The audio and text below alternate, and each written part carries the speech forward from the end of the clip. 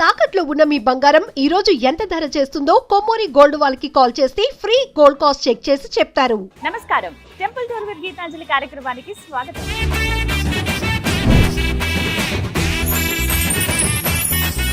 జయంతి మంగళాకాళి భద్రకాళి కపాలిని దుర్గా క్షమ శివాధాత్రి స్వాహా స్వధ నమోస్తుతే. తలచిన వెంటనే భక్తులకు నేనున్నానంటూ అభయం ఇస్తోంది ఆ జగన్మాత ఎన్నో రూపాలలో భక్తులకు దర్శనమిస్తూ ఉంటుంది. తన భక్తుల్ని ఎప్పుడూ కాచి కాపాడుతూ ఉంటుంది, రక్షణగా నిలుస్తుంది. అలాంటి ఆ తల్లి ఎన్నో రూపాల్లో ఎన్నో చోట్ల వెలిసిన సంగతి మనందరికీ తెలిసిందే. అయితే ప్రత్యేకంగా సికింద్రాబాద్ ఉజ్జయిని మహంకాళిగా అమ్మవారు కొన్ని వందల సంవత్సరాలుగా ఇక్కడ పూజలు అందుకుంటోంది. అమ్మవారి విశిష్టత, అలాగే ఆలయం గురించి, అలాగే ఇక్కడ జరుగుతున్నటువంటి బోనాల సందర్భం గురించి వివిధ విషయాలు ఇవాల్టి కార్యక్రమంలో తెలుసుకుందాం. పదండి వెళ్ళి ఆ అమ్మను దర్శించుకుందాం.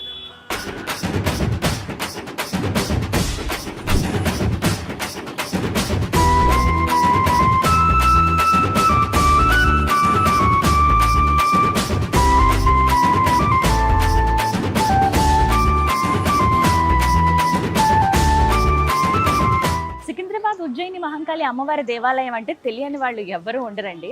అయితే ఎప్పుడైతే మనం కొంచెం ఆ రోడ్ సైడ్ వచ్చేస్తామో అక్కడి నుంచి అమ్మవారి ఆకర్షణ అలా మనల్ని లోపలికి లాక్కొస్తుందని అనుకోవాలి. ఎప్పుడెప్పుడు అమ్మని చూద్దామనే కుతూహలం మనకు పెరిగిపోతూ ఉంటుంది. అక్కడి నుంచి ఒక మెయిన్ కమాన్ మీకు చూపిస్తాను. ఇది మెయిన్ ఎంట్రన్స్ అనమాట. సింపుల్ అడ్రస్ గూగుల్ మ్యాప్లో పెట్టేసుకుంటే చక్కగా వచ్చి స్వయంగా నేరుగా అమ్మవారి ఆలయం ముందే మనం దిగిపోవచ్చు అనమాట. కాకపోతే బోనాల సందర్భంలో అయితే రష్ ఉంటుంది కాబట్టి అక్కడి నుంచి బారికేడ్లు వేయటము, క్యూ లైన్లు అనేవి ఏర్పాటు చేశారు. మీకు అవి చూపిస్తాను. అలాగే ఇంకొంచెం ముందుకు వచ్చాక ఇదంతా కూడా ఒక బజార్ అనమాట. ఈ బజార్ లోపల ఇంకా లోపలికి వస్తే అమ్మవారి గుడి ఉంటుంది. ఇక్కడే మొత్తం అన్ని కూడా ఏర్పాట్లన్నీ చేసి ఉంచారు, రంగురంగులుగా తీర్చిదిద్దారు ఆలయాన్ని, ఆలయ ప్రాంగణం అంతా కూడా. ఇక్కడి నుంచే చూడొచ్చు. మీరు లోపలికి అలా వస్తూ ఉంటే ఇటుపక్క అటుపక్క మీకు అమ్మవారి దర్శనానికి వెళ్ళే వాళ్ళు పూజా సామాగ్రి ఏమైనా తీసుకోవాలి అని అనుకుంటే ఇక్కడే తీసుకోవచ్చు అనమాట. నేను ఒక 4 అడుగుల దూరంలో ఉన్నాను అమ్మవారి దేవాలయానికి. ఇక్కడే మనకు కావాల్సిన పూజా సామాగ్రి అంతా తీసుకుని వెళ్దాం రండి.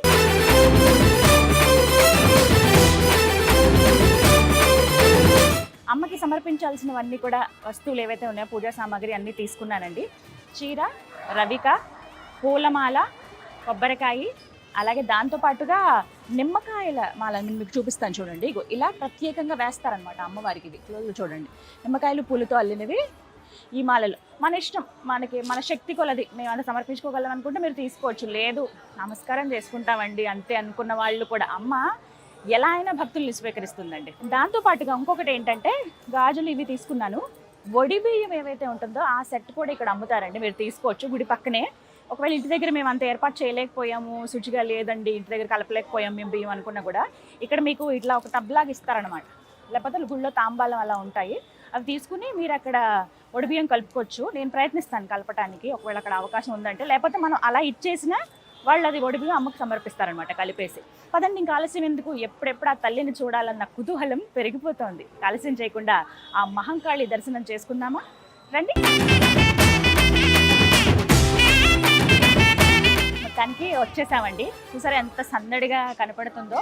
ఒకటి బోనాలు రాబోతున్నాయి కదా, అదొక కారణం. అయితే ఎప్పుడూ ఇంతే సందడిగా ఉంటుందండి అమ్మవారి దగ్గర. నిత్యం ఆ హడావిడి ఉండనే ఉంటుందని చెప్తారు కదా. ఇది ఎంట్రన్స్, మీకు ఎంట్రన్స్ చూపిస్తాను చూడండి.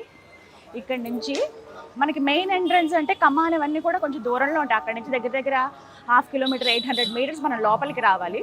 అలా వచ్చిన తర్వాత ఇక్కడ నుంచి మీకు కమాన్ చూపిస్తాను చూడండి ఎంత బాగుందో. మొత్తం అంటే బోనాల సందర్భంగా ఇంకా రంగురంగులుగా తీర్చిదిద్దారనమాట. భలే కనపడుతుంది కళగా. రాత్రిపూట అయితే మొత్తం వెలుగు జిలుగులతోటి కనిపిస్తుంది అనమాట. అమ్మవారు మహిషాసుర మర్దినిగా అక్కడ ఆ విగ్రహ రూపం మధ్యలో మనకి కనిపిస్తుంది. ఇక అటు ఇటుగా చిన్న గోపురాల్లాగా ఉంటాయి. ఇక మధ్యలో ఇక్కడ చూస్తున్నారు కదా, ఇక్కడ నుంచి ఫుల్ మీకు అవుట్లుక్ చూపిస్తాను చూడండి. టెంపుల్ బయట అసలు ఎలా ఉంటుంది అనేది. ఎంట్రన్స్లోనే మనకి టికెట్ కౌంటర్ ఉంటుందండి, మనం వెళ్ళి ఇక్కడే టికెట్ తీసుకోవచ్చు.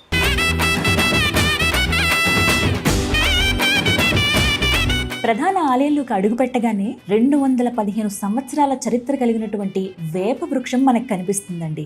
ఆహా, ఎంత దివ్యంగా ఉంటుందో. నిరంతరం అలా అలంకరించే ఉంచుతారు. ఇప్పుడు మీరు చూస్తున్నట్లుగా పూర్తిగా పసుపు రాసి బొట్లు పెట్టి ఎంత అందంగా అలంకరించారో కదా. పూలమాలలు వేశారు. సాక్షాత్తుగా అమ్మ స్వరూపమే ఈ వేప వృక్షం. మీరు వచ్చినప్పుడు ఒకసారి తడిమి అమ్మకి నమస్కరించుకుని వెళ్ళండి.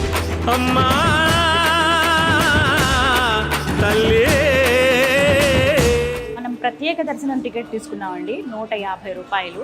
కొంచెం ప్రత్యేకంగా ఉంటుంది అంటే అమ్మవారికి దగ్గరగా వెళ్ళి అక్కడి నుంచి ఆవిడ చూడొచ్చు అనమాట. నిజంగా ఒక అద్భుతమైన అవకాశమే. నార్మల్గా వచ్చేవాళ్ళు, లేకుంటే సర్వదర్శనం అంటే ఉచితంగా దర్శనానికి వచ్చేవాళ్ళు, లేదు అర్చనకు వచ్చే వాళ్ళకి కొంచెం వెనక నుంచి కొంచెం పైన ఇలా బల్లలా ఉంటుంది, అక్కడి నుంచి చూడొచ్చు. ఇంకా బాగా అమ్మవారు కనపడుతుంది దానికి. మన సంతృప్తి, మన శక్తి కొలది మనం ఇంకొంచెం ప్రత్యేకంగా పూజ చేయించుకోవాలి అనుకున్నప్పుడు ఇలా టికెట్స్ అవి డిఫరెంట్గా ఉంటాయి. మీరు అలా తీసుకుని రావచ్చు అనమాట. ఇగో క్యూ లైన్ ఇది చూస్తున్నారు కదా, కరెక్ట్గా వెనక భాగంలో ఉన్నానండి. అటువైపుగా అమ్మవారి దర్శనాలు అక్కడ ఉంటాయి. ఇక్కడ నుంచి మన పెద్ద లైన్ ఇక్కడ స్టార్ట్ అయిందనమాట. సో ఇక్కడ మనం నుంచున్నాము, వెయిట్ చేద్దాము, క్యూ లైన్తో పాటు వెళ్దాం. భక్తులందరూ కూడా ఎప్పుడెప్పుడు అమ్మని దర్శించుకుందామని కుతూహలంగా ఉన్నారు. అలా అమ్మని తలుచుకుంటూ ముందుకు సాగడమే.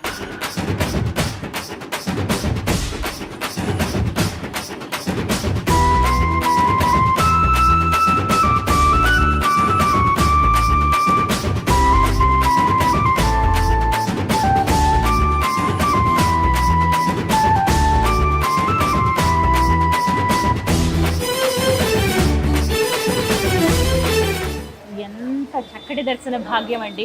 అస్సలు ఊహించలేదు నిజంగా. అమ్మవారు ఎంత దివ్యంగా ఉన్నారంటే, ఇంకా అలా మీరు గమనించే ఉంటారు. క్యూ లైన్లో కొంతసేపు వేచి ఉన్నాను. సాధారణంగా వెళ్తాము ఇలా షూట్ కానంటే ముందుగా తీసుకెళ్తారు, వెళ్ళి డైరెక్ట్గా అమ్మని చూడొచ్చు. అలా కాదు, అమ్మ కోసం వచ్చినప్పుడు మనం వేచి చూడాలని అంటారు.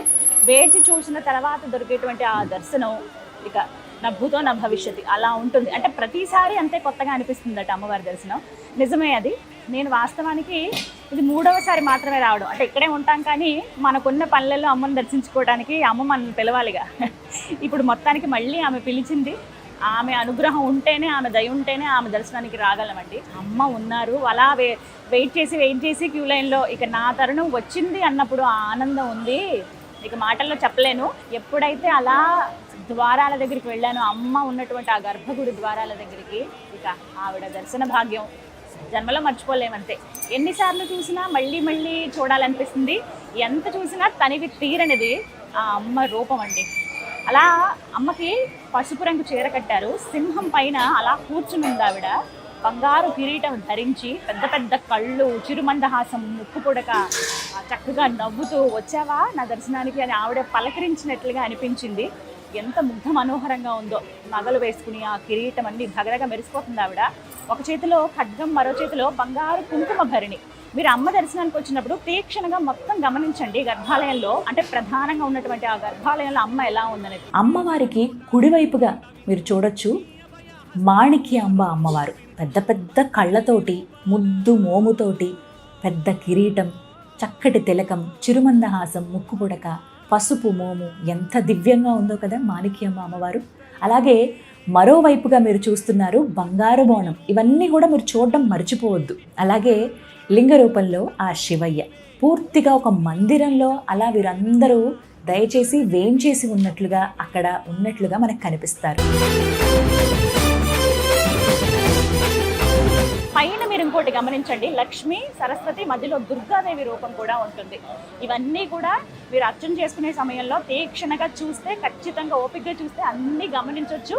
అమ్మ కళ్ళల్లోకి ఒక్కసారి చూసి అమ్మ అని ఒకసారి పిలిస్తే చాలట. నీ కష్టం ఏముందో, నీ మనసులో ఏముందో ప్రత్యేకించి అమ్మకు చెప్పాల్సిన అవసరం లేదు. అన్నీ ఆవిడ అర్థం చేసుకుంటుంది, ఖచ్చితంగా అనుగ్రహిస్తుంది. ఏదేమైనా కానీ అమ్మ అనుగ్రహం చూసారా, ఎప్పుడు వెళ్ళినా కూతురు ఇంటికి వచ్చినట్లుగా, అంటే తమ ఇంటి ఆడపిల్ల ఇంటికి వచ్చినట్లుగా ఆవిడ ఏదో చీర సార పెడుతూనే ఉంటుంది. గాజులైనా, కనీసం రవిక అయినా, పూలైనా ఏమి ఇచ్చినా అమ్మ సంతోషమే కదా. అలాగే నేను ఇచ్చినటువంటి ఒడిబియ్యం కావచ్చు, చీర, రవిక, గాజులు ఇవన్నీ కూడా అమ్మ దగ్గర పెట్టారు. అమ్మకి ఒడిబియ్యం సమర్పించారు, చీర పెట్టారు, అమ్మకి గాజులు వేశారు, పూలమాల వేశారు. ఆహా ఎంత సంతోషం అనిపించిందో అవన్నీ కూడా నాకు అందించారు ప్రసాదంగా. దాంతోపాటుగా ఇగో గాజులు, పూలు, అమ్మవారికి కుంకుమార్చన చేయించుకున్నాను. ఇగో కుంకుమ, అలాగే ఇదిగో రవిక. ఈ మహాప్రసాదం నిజంగా అమ్మవారిది. ఇంత అదృష్టమో. మీరు కూడా ఎప్పటివరకు రాలేదా ఉజ్జయిని మహంకాళి అమ్మవారి దర్శనానికి? ఖచ్చితంగా రండి. బోనాల సమయంలో కాస్తంత కాదు, చాలా హడావిడి ఉంటుంది. తీరిగ్గా మీరు మిగతా సమయాల్లో వస్తే అమ్మని చక్కగా చూడొచ్చు.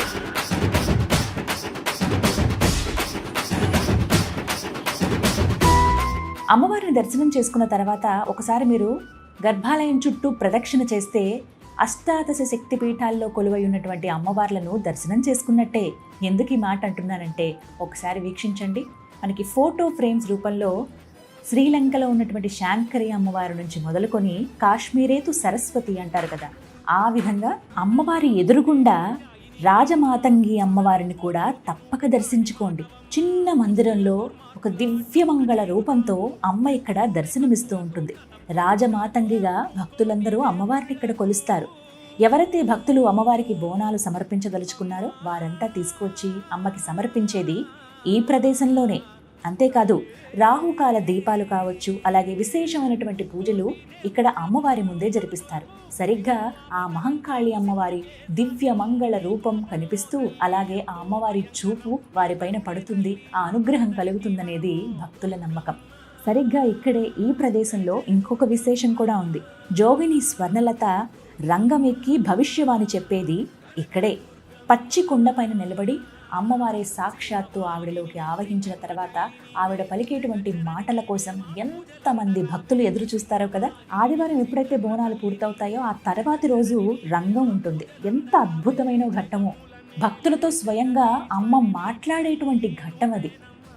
ఎన్ని జన్మల పుణ్యమో కనీసం ఆ రంగం జరుగుతున్నప్పుడు ఆ పరిసర ప్రాంతాల్లో ఉంటేనే అందరికీ ఏదో శక్తి ఉత్పన్నమైనటువంటి ఒక భావన కలుగుతుందండి. మామూలుగానే అమ్మ ఆలయాల్లో ఎప్పుడూ మనం అది అనుభవిస్తాం, కానీ ఆ రంగం జరిగేటప్పుడు మాత్రం ఒక దివ్యమైన అనుభూతి. నిజానికి బోనాలప్పుడు ఎంతో హడావిడిగా ఉంటుంది ఉజ్జయిని మహంకాళి అమ్మవారి దేవాలయం. చాలామంది పూర్తిగా దేవాలయాన్ని వీక్షించలేకపోయామే, దర్శించలేకపోయామే, ఎక్కడెక్కడ ఎలా ఉందో, ఏ ప్రదేశంలో ఏంటో అని చూడలేకపోయామని అనుకుంటారు. నా మాట అయితే ఒక్కటి చెప్పాలనుకున్నాను. మీరు నిజంగా అమ్మవారి ఆలయం పూర్తిగా అణువు చూడాలి, అమ్మ దగ్గర కాసేపు కూర్చోవాలనుకున్న వాళ్ళైతే బోనాల సమయంలో వచ్చి బోనాలు సమర్పించి వెళ్ళినా తర్వాత, అంటే శ్రావణ మాసంలో కావచ్చు, ఆశ్వేజ మాసంలో కావచ్చు, అలాగే మిగిలిన సందర్భాల్లో ఎప్పుడైనా రండి.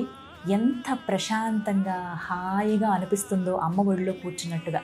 అప్పుడైతే మీకు పూర్తిగా ఆలయం అంతా చూసిన భావన, అలాగే ఎక్కువసేపు అమ్మ దగ్గర గడిపిన భావన కలుగుతుంది.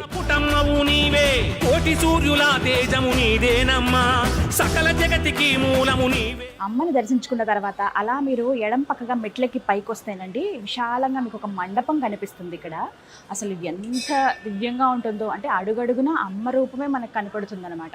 అలా నడుచుకుంటూ నేను వచ్చాను. ఇక్కడ మనకి అద్దాల మండపం అని ఉంటుంది. ఒక్కసారి చూడండి అమ్మవారు అసలు ఎంత దివ్యంగా ఉన్నారో. పూర్తిగా వెనకున్నవంతా కూడా పెద్ద పెద్ద అద్దాలు, ఎటు చూసినా అమ్మ రూపం కనిపిస్తుంది అనమాట. అందులో మీకు ఆరెంజ్ వైలెట్ బార్డర్ తోటి అద్భుతమైన చక్కటి చీరతో అమ్మవారిని ఎంత దివ్యంగా అలంకరించారు. మొత్తం ఉయ్యాల ఉంది కదా, మధ్యలో ఉయ్యాలంతా కూడా అలా పరిచేశారు. అమ్మ అలా కూర్చుని ఉందంటే ఆవిడ వచ్చి హాయిగా ఉయ్యాలలో అలా ఊగుతూ ఉన్నట్టుగా కనపడుతుంది అనమాట. చక్కటి మాల ధరింపజేశారు. ఇక్కడ అమ్మవారు చతుర్భుజాలతో కనపడుతుందండి. ఎంత దివ్యంగా ఉందో. కత్తి అంటే ముందు చేతులతో ఆవిడ కత్తి అలా కుంకుమభరణి ఖచ్చితంగా పట్టుకుంటుంది. చిన్న చిన్ని మంగళసూత్రాలు వేసుకుంది అమ్మ. వజ్రాల కిరీటం ధరించి చక్కటి మోము, కుంకుమ బొట్టు, అలాగే చిరుమందహాసంతో కళ్ళు చూడండి అలా తీక్షణగా భక్తుల్ని చూస్తూ అనుగ్రహిస్తూ ఉంది. అలా కొంచెం కిందిగా చూడండి ఎన్ని శ్రీచక్రాలు ఉన్నాయో కింద. వీటన్నిటికి కూడా అమ్మవారికి ఇక్కడ పూజ చేస్తారు కదా మహంకాళి తల్లికి. చిన్న చిన్ని శ్రీచక్ర మేరులు అనమాట. మధ్యలో వినాయకుడు ఉన్నారు, అలాగే సాలగ్రామాలు, ఇవన్నీ కూడా కింద పళ్ళెల్లో మనకు కనిపిస్తాయి. అభిషేకాలు అవి చేసినప్పుడు కుంకుమార్చనలు కానీ అక్కడ ఉన్నటువంటి శ్రీచక్రాలకు చేస్తారనమాట. అలాగే మీరు అమ్మవారి వెనక పక్క చూడండి, ఆది శంకరాచార్యుల వారి ఫోటో ఆ ఉయ్యాలలోనే అలాగే పెట్టారు. అసలు ఆయన జన్మ నిజంగా మనందరి అదృష్టం. వారి ద్వారా మనం ఎన్ని రకాలుగా అమ్మని ఉపాసించే పద్ధతులు నేర్చుకున్నామో కదా. సింపుల్గా అంటే పండితులైన పామరులైన అసలు ఏమి ఇంకా రాని వాళ్ళు, భాష రాని వాళ్ళైనా అమ్మని ఎలా కొలుచుకోవచ్చో చెప్పింది ఆది శంకరాచార్యులు వారు అనమాట. శ్రీచక్రాన్ని స్థాపించి ఉగ్ర రూపంలో ఉన్న అమ్మవారిని శాంతి రూపంలో మనకి కనిపించేలా చేసి అనుగ్రహించేలా చేసింది కూడా వారే. మన ఎన్నో జన్మల పుణ్యఫలం అయితే కానీ ఇలాంటి దర్శనాలు చేసుకోలేమండి. మీరు వచ్చినప్పుడు మాత్రం ఆలయంలో ఖచ్చితంగా ఇక్కడ అద్దాల మండపం దగ్గరికి వచ్చి అమ్మని మాత్రం దర్శించుకోవడం మర్చిపోవద్దు. ఇక్కడ ఎంతో దివ్యంగా బుజ్జి రూపంలో కనబడుతుంది అమ్మ, కానీ ఆవిడ మహాకాళి మహాశక్తి కదా. మీరు ఖచ్చితంగా అమ్మని దర్శించుకోండి.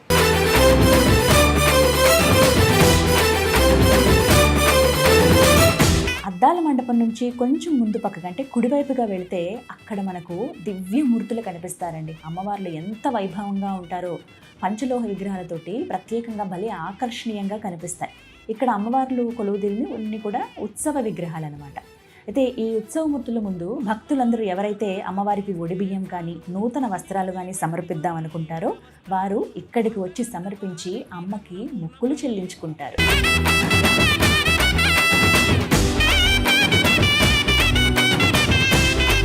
హర హర మహాదేవ శంభో శంకర. ఎంత దివ్యంగా ఉన్నారో ఆ శివయ్య, ఎంత అద్భుతమో. మీరు అలా చూడండి, చూస్తూ ఉండిపోతారంటే. అమ్మవారిని దర్శనం చేసుకుని అలా మనం ఎడం పక్కగా పైకి వచ్చి అద్దాల మండపం దగ్గర అమ్మవారిని చూసి అలా ముందుకొస్తే ఇక్కడ అంటే మహంకాళి దేవస్థానంలోనే, అమ్మవారి ఆలయంలోనే మీకు ఇక్కడ వీరభద్రుడు అలాగే కాళేశ్వరుడు దర్శనమిస్తారండి. ఒక్కసారి చూడండి ఆ రూపాన్ని.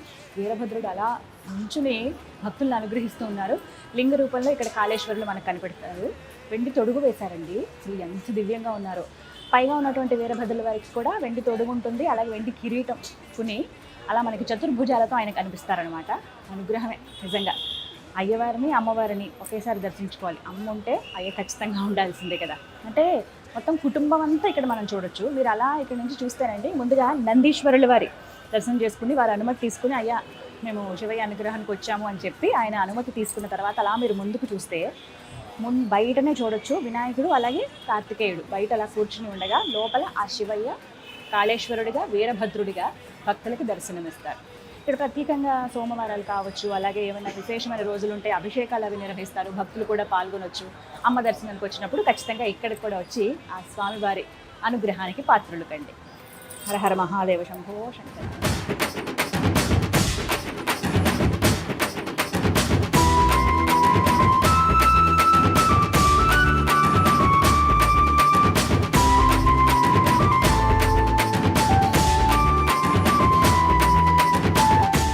అలాగే ఇవాళ నేను వచ్చిన రోజు పౌర్ణమి రోజు విశేషంగా అమ్మవారికి ఇక్కడ చండీ హోమం నిర్వహిస్తారండి. ఎంతోమంది భక్తులు పాల్గొంటారు.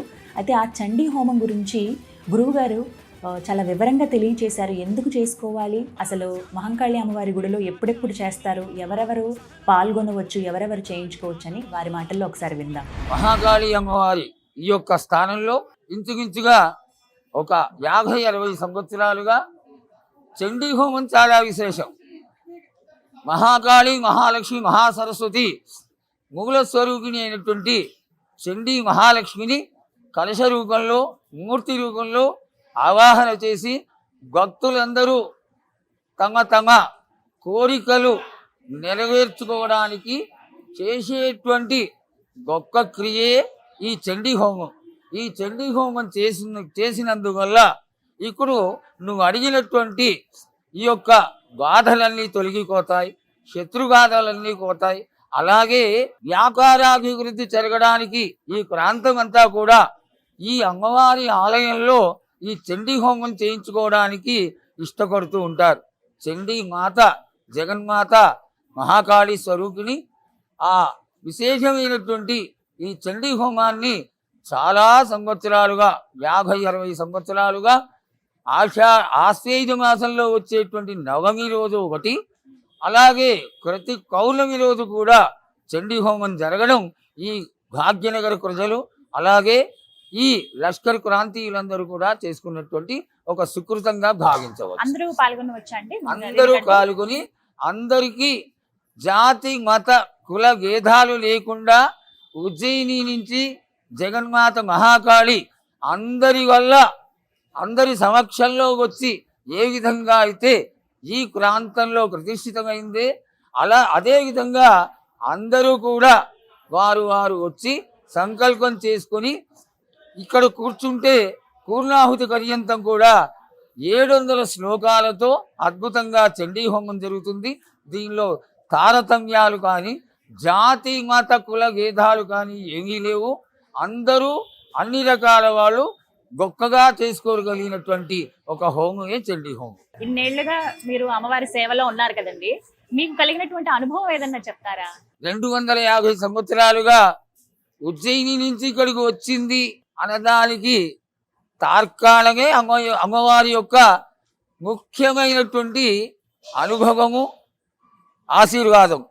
జగన్మాత ఎందుకు వచ్చింది, జగన్మాత రావడానికి కారణం ఏమిటి? ఆవిడ వచ్చింది అంటే ఆది వ్యాధుల నుంచి ఆనాడు కలరా, మసూచి, ఇంకా అమ్మవార్లు కొరగలడం, వీటినన్నిటినీ అమ్మవారు ఆకివేయడమే ఒక చక్కటి నిదర్శనం. ఈనాటికి కూడా ప్రతి ఇంటి నుంచి శాఖలు తీసుకొచ్చి కోస్తారు అమ్మవారికి. అది మజ్జిగ శాఖలు కొయ్యవచ్చు, వారి వారి ఇష్టానుసారంగా ఆ కళ్ళు శాఖలు కొయ్యవచ్చు. ఏదైనా సరే దాన్ని తీసుకొచ్చి కోతలింగడికైనా అర్పణ చేసిన కారణంగా ఏ వ్యాధులు కూడా ఏ ఇంటి ఛాయలకి వెళ్లకుండా అమ్మవారు భక్తులందరినీ కాపాడుతూ ఉంటుంది. అదేవిధంగా ఇన్ని లక్షల మందిలోకి వెళ్ళిపోయి ఈ జాతర ఇంత ఆనందంగా కోలాహలంగా జరుగుతోంది అంటే అమ్మవారి యొక్క ప్రభ సామాన్యమైనది కాదు. అమ్మాని పిలిస్తే పలికేటువంటి చల్లని దేవతయే ఈ మహాకాళి అమ్మవారు. ఆవిడ యొక్క అనుగ్రహం ఉండగొట్టి మేమందరము కూడా చింతాక్రాంతులము కాకుండా ఎంతో ఆనందంగా ఆనందదాయకంగా అమ్మవారి ఆశీర్వాదంతో చక్కటి జీవితాలని ఆ అమ్మవారి దయతో వెళ్లగుచ్చుతున్నామని తెలియజేసుకుంటున్నాం. అమ్మని దర్శించుకున్నప్పుడు ఇంకా వేరే ఏమీ అడగబుద్ధి అయ్యిందండి. ఇంకా ఆమెను చూస్తే ఆమె రూపాన్ని చూసి అలా ముగ్ధులం అయిపోతాం. కానీ అమ్మని చూడగానే ఏమని వేడుకోవాలి, అసలు అమ్మని ఏమని ప్రార్థించాలి? చిన్న మంత్రం, శ్లోకం ఏదైనా. పసిగిడ్డ జన్మ ఎత్తంగానే వాడికి ఏడుకు తక్కువ వేరే విషయం తెలియదు.